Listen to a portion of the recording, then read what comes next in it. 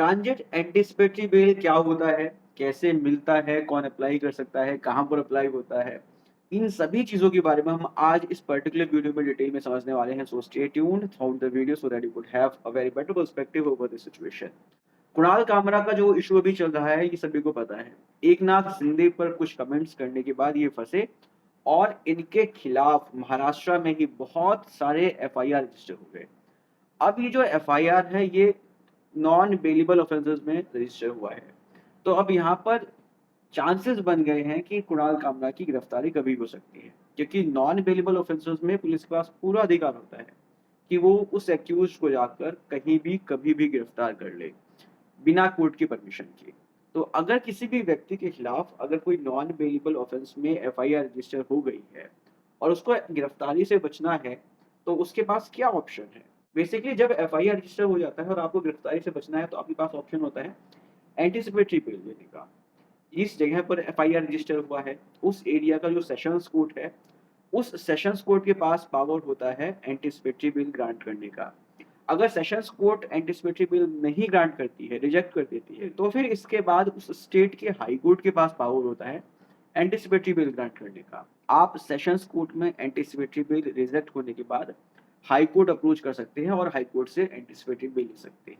लेकिन उस सिचुएशन में क्या, जहाँ पर आप जो है उस स्टेट में ही ना हो, उस जगह पर ही ना हो, जहाँ पर एफआईआर रजिस्टर हुआ है, जहाँ पर ऑफेंस हुआ है, तो अब यहाँ पर आप कैसे एंटीसिपेटरी बेल लेंगे? अगर आप एंटीसिपेटरी बेल लेने आते भी हैं, तो समय इतना लग जाएगा कि इसी दौरान पुलिस आपको गिरफ्तार कर लेगी। तो फिर एंटीसिपेटरी बेल का कोई पर्पज़ सॉल्व नहीं होगा। पर्पज़ क्यों नहीं सॉल्व होगा? क्योंकि एंटीसिपेटरी बेल का मतलब होता है कि आपको गिरफ्तारी से बचने के लिए बेल दी जा रही है।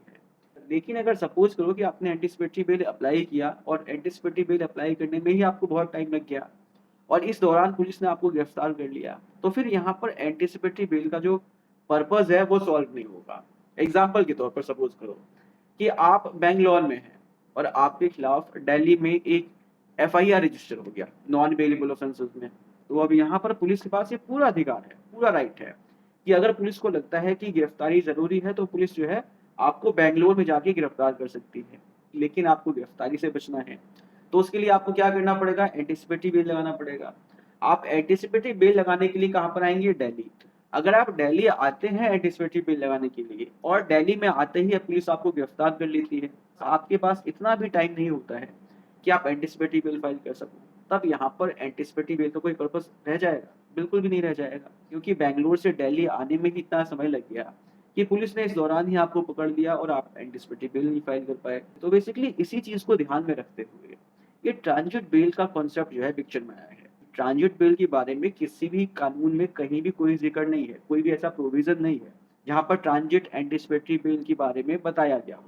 लेकिन ये एक जुडिशियल प्रेसिडेंट है या कहो कि कोर्ट के ऑर्डर्स के माध्यम से ये एक नया कॉन्सेप्ट आया है, जिसमें कोई भी व्यक्ति जिसके खिलाफ नॉन बेलेबल ऑफेंसेस में एफआईआर रजिस्टर हुआ है, वो ट्रांजिट बेल ले सकता है। अब ये ट्रांजिट एंटीसिपेटरी बेल है क्या? इसको आसान से शब्दों में समझो। ट्रांजिट एंटीसिपेटरी बेल में आपके पास एक बहुत ही अच्छा ऑप्शन होता है। बेसिकली आपको उस पर्टिकुलर जगह नहीं जाना जहाँ पर एफआईआर रजिस्टर हुआ है, उस पर्टिकुलर स्टेट में नहीं जाना जहाँ पर एफआईआर रजिस्टर हुआ है। आप जिस जगह पर हैं, जिस स्टेट में हैं, उसी स्टेट में ही आप ट्रांजिट एंटीसिपेटरी बिल के लिए हाई कोर्ट अप्रोच कर सकते हैं। अगर आप सपोज़ करो कि कर्नाटका में हैं और एफआईआर जो है आपके खिलाफ दिल्ली में रजिस्टर हुआ है, तो आप जो है कर्नाटका के हाई कोर्ट में ही अप्रोच कर सकते हैं और वहाँ पर सीआरपीसी के सेक्शन 438 या जो अब ये नया कानून आ गया है भारतीय नागरिक सुरक्षा संहिता, उसके सेक्शन 482 में ही आप ट्रांजिट बेल के लिए अप्लाई कर सकते हैं, जैसा कि कुणाल कामरा ने किया है। कुणाल कामरा ने मद्रास हाई कोर्ट में जो है एंटीसिपेटरी बेल लगाई है। एफआईआर कहाँ रजिस्टर हुआ है? मुंबई में, महाराष्ट्र में।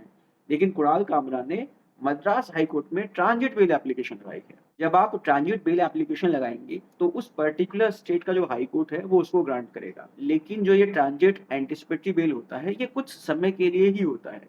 आपको बेसिकली यहाँ पर टाइम दिया जाता है कि कुछ पर्टिकुलर समय के लिए ही आपकी गिरफ्तारी नहीं होगी।